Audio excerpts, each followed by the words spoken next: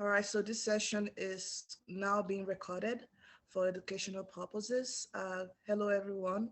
My name is Lina, and today we'll be covering the home child care pilot provider program. Is basically it's a nanny program for those that are interested. Like today is a private info session, strictly for travel agents and strictly for potential employers that would like to hire, sorry, that would like to hire a nanny. Okay, so I'll be sharing my screen shortly. How this is gonna work is that I will I will just do the whole presentation, and then you guys will be able to ask me questions after. Okay. Just 1 second here.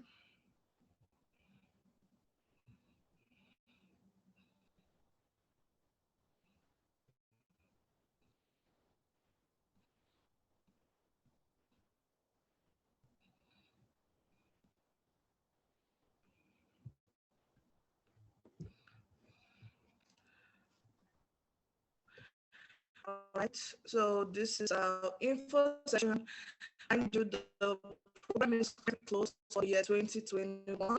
However, it's going to be opening up in January, and the purpose of doing this session at this time is because you need time to prepare your documents. So I've seen people that they were in the middle of doing this packaging their application, and then they closed the program. All right, because they were waiting for some documents. And also that's why when people reach out to me, the first thing I ask is, you have like the basic documents? Like I know IELTS, WES, and police certificates are one of those documents that actually that might cause delay. So it's always advisable to prepare ahead of time. Yeah, so today is strictly home childcare pilots, provider pilots. All right, so this is just a copyright disclaimer. If you want to use any of our stuff as your own, you just have to send me an email. For those that don't know who I am, my name is Lina. I'm an immigration advisor here. I am based in Edmonton, Alberta, Canada, and I help people immigrate abroad, and I also help with recruitment for this nanny program, and also for other stuff depending on the job market. Okay, so like I said, this program is opening in January, reopening in January 2022, and there's a lot of people that applied this year and they got sent back. Okay, so of course, if you've already packaged your application and you've sent it and it got sent back, so in other words, there's not much left to do. You just have to get maybe some updated documents and resend it. So it's gonna be very, very competitive. I suspect that by the end of January or like February, the program is gonna close again, because they have a number of people that they are issuing this that they're accepting the application per year. This program is very, very unique. I don't want to say it's one of its kind, or but it doesn't require LMIA. So if you don't know what LMIA is, LMIA is that document you have to get as an employer to be able to hire foreign workers. So traditionally, this program in the past, you see where the employers, that's, typical employer, maybe someone that just had a child and they're looking for care. You see them advertising, and then they have to apply to Service Canada. They have to also, pay. They have to pay the government fees for the LMIA processing, which is 1,000 Canadian dollars. Then they have to pay professional fees, either to like a lawyer or consultant, which is like, a couple thousands of dollars. And then, so it's just a very stressful process. However, this program, the HCCPP, doesn't require all those all that type of stress. I mean, of course it's not going to be like an easy package, but that LMIA factor is not applicable in this case. Secondly, it's a dual intent application. So dual intent means that under this program, you're applying for both your work permit and your permanent residence. Okay, so I think this is what I would say, this is one of my favorite factor. One of the things I love about this application is because, especially when you're applying for from a country in Africa, where they, most people would get refused based on the fact that, oh, you're not going to go back after your work is, your work term is completed, and all those type of factor. I love this part because it's hard for you to get denied based on that factor that you're not going to go back because you are applying for permanent residence. Anyone would tell you permanent residence applications usually have better success rates than temporary visa, okay? Because with permanent residence application, to be honest, you just have to meet the minimum, well, you have to meet the requirements, and you have to not be inadmissible. So maybe like you don't have any, criminal record, or have other medical issues that would make you inadmissible. So, but with temporary visa, you have to satisfy the visa officer. You have to satisfy the visa officer. So if the visa officer feels like, oh, this person is not going to go back after their term, then that's going to be an issue. But this dual intent factor really helps in terms of making this application more secure. So, I mean, if you're a travel agent here, and you're not considering this program, or you're not considering this package, then you need to have a rethink for sure, because you want to be able to provide your clients with something that is secure, that you actually believe in, that's that will have a light at the end of the tunnel. Me personally, I shy away from temporary temporary resident visas. I'm not a fan of like temporary resident visas, because it's just, especially if the person is hoping to remain in Canada for, like permanently. So if you can help them with other permanent residence applications like express entry and all that, then I'll always push for that. Okay. Yeah. So people ask me like, why, like, I'm just coming to work. Why must I do IELTS in West?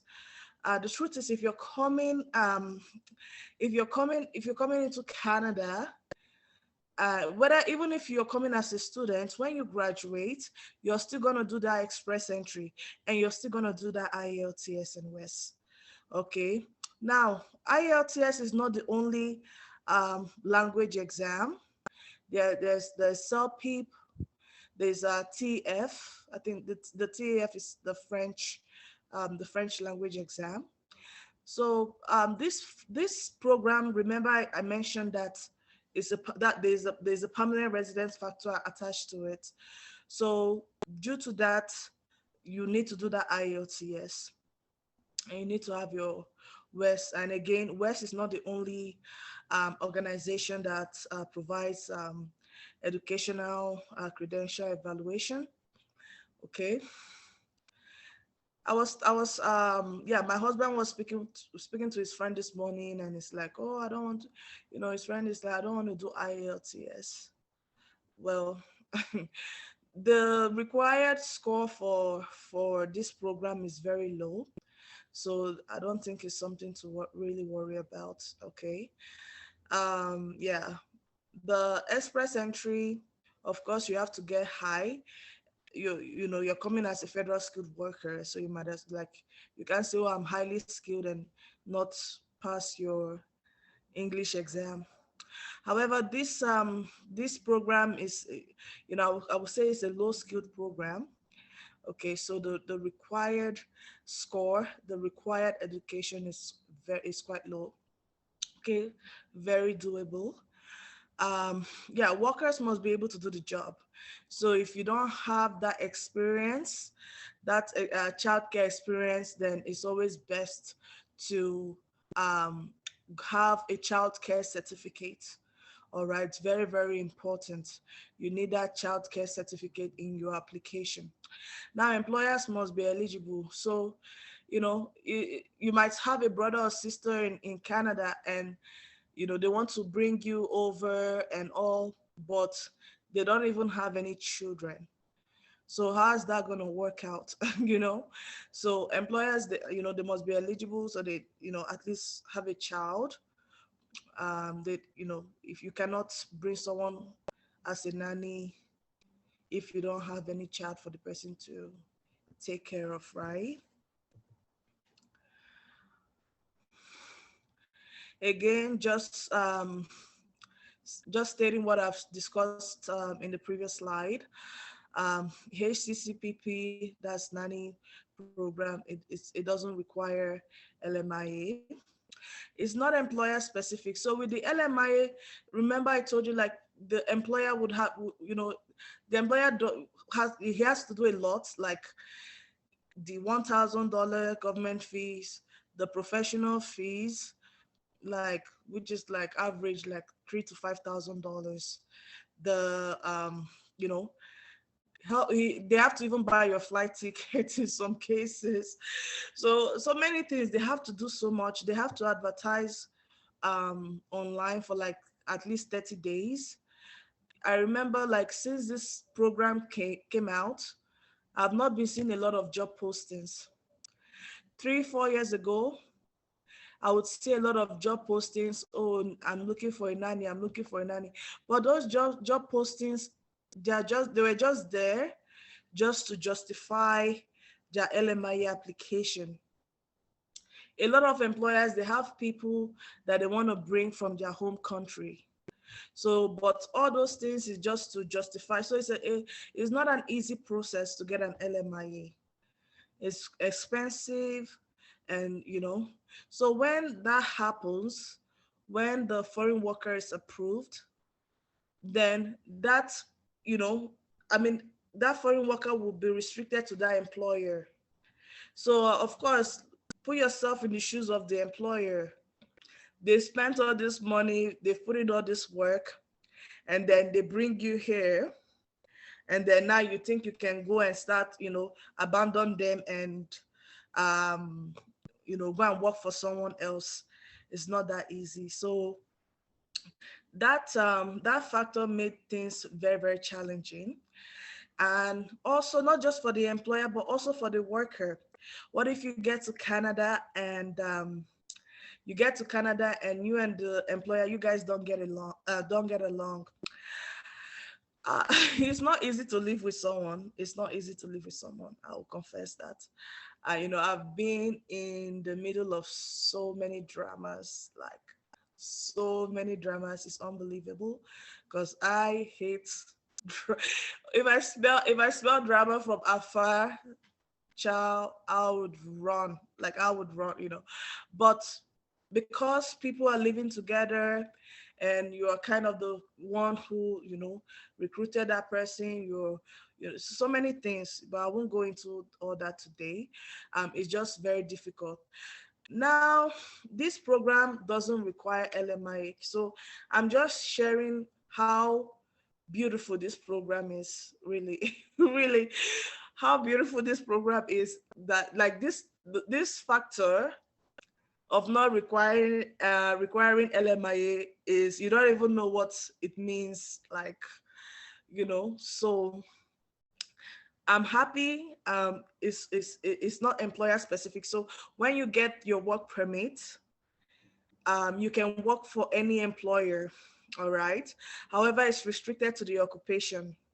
So meaning that even if you can work for different employers, you can only do the childcare job. So you can come in and say, oh, I'm in Canada now.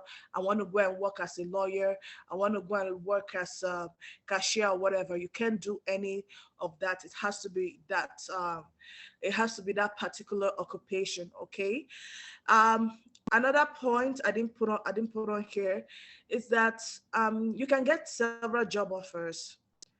Okay, so maybe you have two or three employers that are willing to hire you, but the only thing is that your the main form, okay, the main form, there's an immigration form titled job, that is for the job offer, where the employer will put in the details and all that. So you just have to use one employer for that form. Okay. So well, we'll discuss later during the question session. But this is one of the things that that makes this program very, very beautiful. This factor, okay, and it makes it easier to get a job offer, because I can just call few friends and say, well, you don't need to do LMIA. You just need to fill out this form. If you're interested in the candidate, fill out this form, and that's all they have to do. So it's like, are you sure? Like, this sounds so good to be true. And I'm gonna say, well, you can go to the Government of Canada website. Like, it is, yeah. Now, of course, this is a very, very attractive package. So a lot of people, they would, it's good. That's why it's gonna finish quick. Like, the maximum amount of people, they're gonna reach it very, very quickly. So that's why I said this is the time to start preparing the package. I've already started working on some packages. So the only thing that would happen is towards the end of the year, I'll just get them to send their police certificate, because usually it's valid for like 3 months. So that is the only thing. So it's very advisable to start working towards this right now. Okay. Okay, I believe I covered LMIA already. So LMIA back in the days, like, that was what you had to do to get a nanny, and you have to show that there are no Canadians to hire, or anyone living in Canada to hire. Okay, so you need to justify why you're bringing someone from outside the country to come and do the job. Okay, but you need to justify why you're hiring a foreign worker. So LMIA means labor market impact assessment. So what would happen is that when the employer is trying to hire someone from a temporary foreign worker, they will send in the application, and they would have to, what the government would do, what Service Canada would do is assess that job offer, right? Like, okay, hiring, bringing somebody else from outside, or hiring a temporary foreign worker, how does it impact Canadians? How does it impact the economy? So it's either gonna be like positive, neutral, or negative. So you want to get a positive LMIA. Um, you want to get the positive LMIA because it shows that hiring that person would actually help improve the economy. So when some people, they ask me, oh, why when you post LMIA jobs, sometimes it's like farmers, uh, working in a restaurant. Actually, like a couple years ago, one lady contacted me for consultation, and she was just like literally all we discussed about, like, it's just her complaining why I'm posting that type of jobs. But people with limited understanding in this industry, they don't understand how difficult it is, even with for those low skill jobs. Even getting LMIA is not so rosy. Okay, so people looking for bank jobs, I want to come and work in a bank. I want to uh, come. I want to be the manager or something. It's not that. It doesn't work like. It doesn't work like that. It doesn't work like. I'm not saying there are no like skilled LMI for skilled positions. Um, I have a client that is working as a computer. He does this software stuff, and it's here on LMIA work permit. So there are several skills, but it has to be something that there are not a lot of Canadians available to do it. But we will not really get into LMIA, okay, because this program doesn't require LMIA. But I just wanted to let you know how stressful it is, and this program this program is only for a limited time. And I don't think people understand that. Like, it's only for a limited time. After, very soon, it's going to go back to this LMIA stuff. And a lot of people don't want to do LMIA for people they don't know. That's just the truth. Again, just a recap. It doesn't require LMIA. Okay. Yeah. Dual intent, I already said this, like, it's two applications in one package, because dual intent, when you apply for a temporary visa, your intention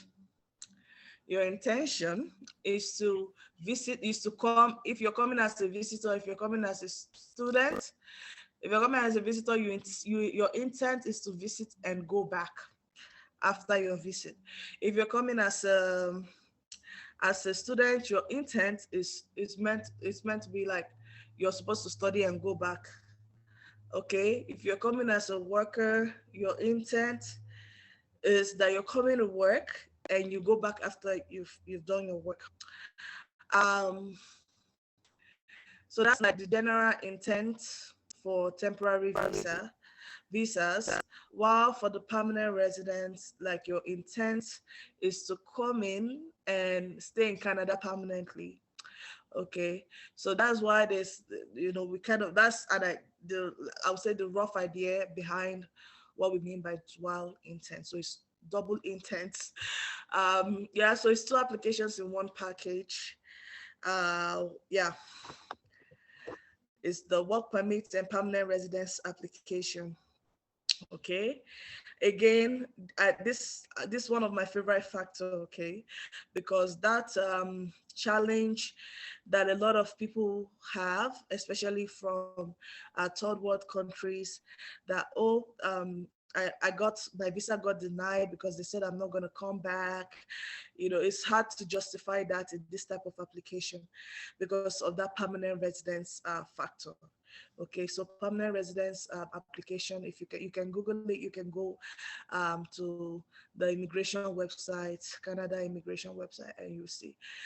You can compare success rates from past statistics, and you see that permanent residence application has a better and higher success rate compared to temporary visa applications. Again, the language test, minimum CLB is 5. So that's like almost like the lowest, really. People say, oh, I failed my IELTS. There's no pass or fail in your language test. So it depends on what the required CLB is. If you're doing express entry, you're trying to come as a federal skilled worker, of course, the required score is going to be very high because you are coming as a skilled worker. However, this CLB 5, I'll say at least you should be able to, if you can speak English, if you can read and write, then you should be able to get that score. I use IELTS because that is the most common language exam, but there are other language exams. So CELPIP, if you're in Canada, you can do CELPIP. Then TF is the French one.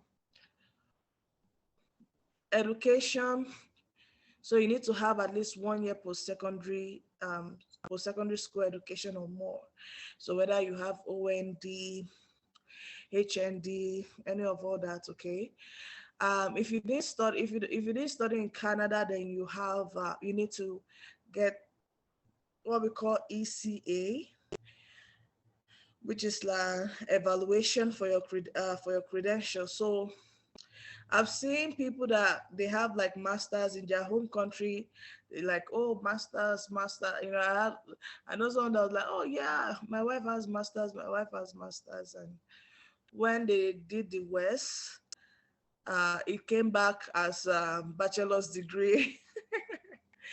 So yeah, so basically, I've also seen another one where the guy said he did is it trade or technical institute? It's like 2 years diploma or whatever, like what people call OND. And when they did the West, it came back as high school. It came back as high school. So this if you're gonna be doing West, what should reflect on your West is at least maybe university degree, um, post-secondary education, post-secondary school diploma or certificate, something that's at least 1 year post-secondary education, you know. Job offer, yeah, so you need to have a job offer from an eligible employer. With job offers, I do assist, but you would have to speak with me.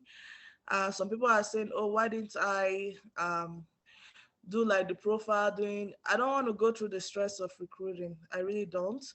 I was doing the recruiting thing and I noticed that a lot of people didn't really take it seriously.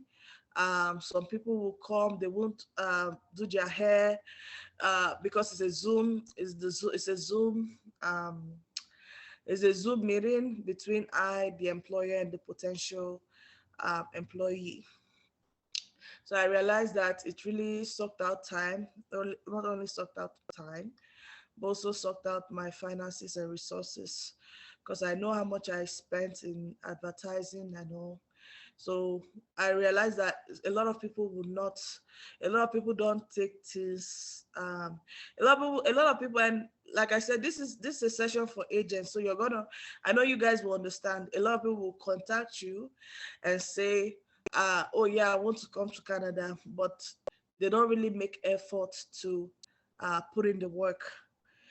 And you're over here, I'm over here, advertising, making phone calls and all, and and then it's time for the Zoom. You finally get an interview, and people just, yeah, I won't go into that, but like I said, I do have some friends that will be willing to help with job offer for a few. It's not gonna be a lot of people, so just for a few people, yeah. So reach out to me if you have at least your West, your IELTS. Like IELTS, you can always go and redo it. But that West, I know West takes a long time, so that's my only concern. But anyway, you can always reach out to me. Okay. So yeah, processing time currently is 12 months for the work permit. COVID may cause extra delays, and the PR, they don't issue you the permanent residence visa or whatever immediately. You need that 2 years of work experience, Canadian work experience as a nanny. Okay. Another and very, very important factor, a lot of people ask me, can I come with my family members? Yes, you can come. Okay. When I say, oh, don't come with your family, it's when I'm doing the recruiting side of things. All right. Because most of the employers, they don't want anyone coming with their family and all that. I know, like, I remember last year, a lot of people, they lost that job offer because during the interview, even when they told me personally that they want to come alone first, they just, and I was like, why will you do that? Like, why will you tell the employer? Like, they just said it, and the employer was like, oh, one even said, oh yeah, I will come. My children will enroll in this. My husband this. So your family members can come. If you don't have money, nobody is going to be liable. So this is not, like I said, this is not LMIA where that the employer is kind of responsible for you. So if you don't have money to take care of your family, then you know I would not recommend. But in terms of this program, yes, your family members can come. You need to have money for your own apartment.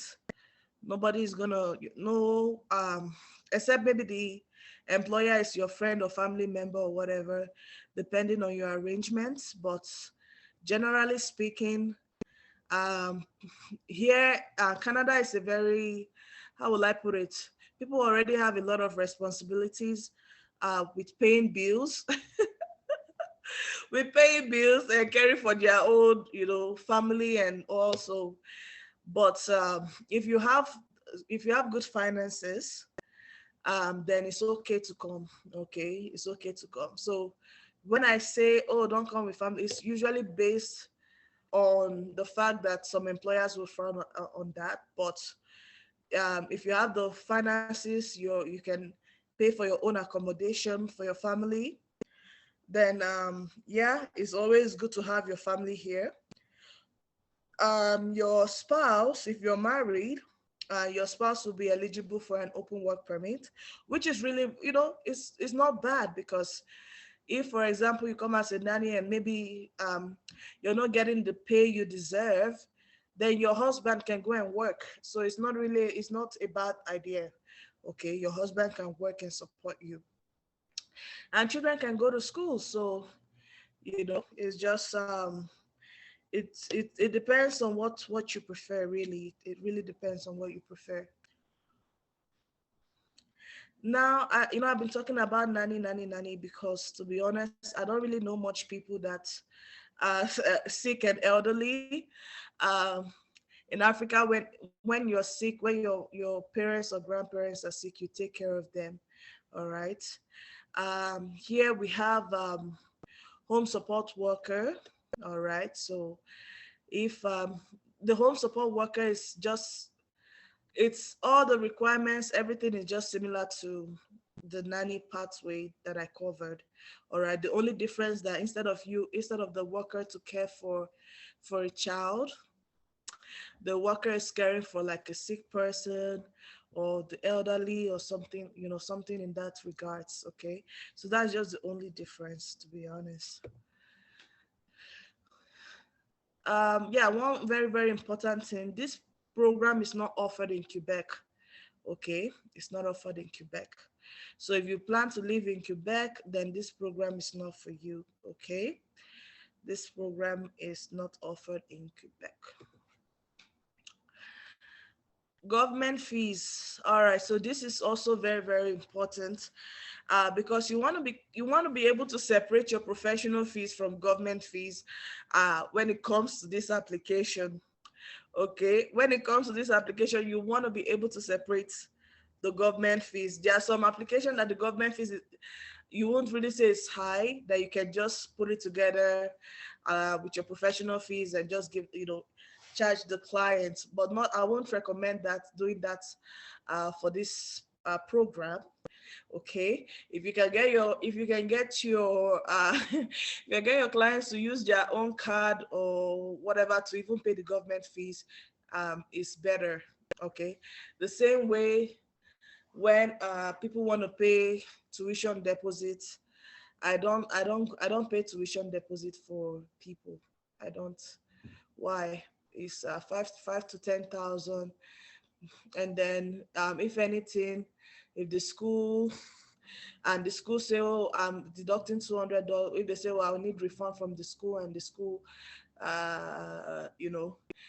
usually maybe the school will take some time, or the school will deduct their own administrative fee or non-refundable fee, and now you get stuck because some people might think, oh, you took my money and all those other stuff.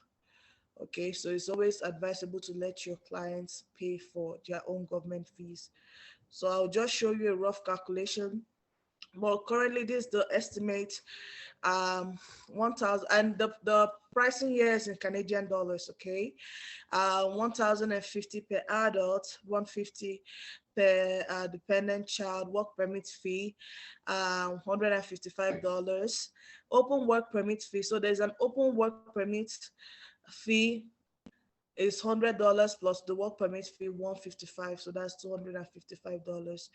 If they've not done their biometrics before, it's $85. Remember that biometrics, if they have children above 14 years old, that child would also take the biometrics. And then you do the TRV for children, that's $100 per application. These are just government fees, okay? These are just strictly government fees. So I'm doing putting an example to provide clarity. So Miss Sarah is married with 3 kids, and her husband, her children, they're gonna come with her to Canada under this program, the HCCPP. So PR fees for her and her husband, that's 2 adults, that's $2,100. $150 per child, that's $450. Then the work permit fee is $155. Then the open work permit fee is $255. Biometrics fee, $85 times 2 is $170. Then for our 3 children, TRVs, it's $100 times 3, that's 300. And the total government fees in this example is $3,430. Okay, convert that. How much is that in naira? How much is that in naira? So it's already, so this is just, some people say, oh, why can't I pay the PR fee after 2-3 years before they will issue it? I say, well, that is the law, right? I cannot change what I can't change what the government wants. Okay, so you have to pay the fee, and that's why, like I said, that's why I recommend you letting your own client pay the fee themselves. You can just guide them and say, oh, this is it. Um, I won't lie, I've paid some fees for people, but it depends on the relationship. If we're very close, I have clients that like well, now from clients who are like close friends now, so there's that level of trust already. So I know one of my clients, he did the spousal sponsorship for his wife, and he gave me his credit card to use. He lives here in Canada, so I just did everything, sent everything to him, and yeah. So it depends. But if it's someone you don't really know, that doesn't really trust you, it's always best to get them to pay directly, And again, I would say one of the things I won't really say is a disadvantage, but the government fee might scare people. All right, and also the processing time. But it's worth it, to be honest. It's worth it at the end of the day. Yeah, professional fees would vary. Okay. This is not a small package. This is not this visiting visa that you just go and upload documents. No, this is currently a paper-based application. So it's very the other application I would compare with that is similar, that is stressful like this, is spousal sponsorship. Okay, it's spousal sponsorship. It's a lot of documentation. So the same thing, what lawyers and the firms, what they charge here is above around $8,000 to $10,000 for this application. So as travel agents, you have to weigh your options and say, okay, how long am I really investing in packaging this application? So that would now, you might want to reduce your fees to just help your clients and all, but that's definitely up to you. So yeah, this is the end of my presentation.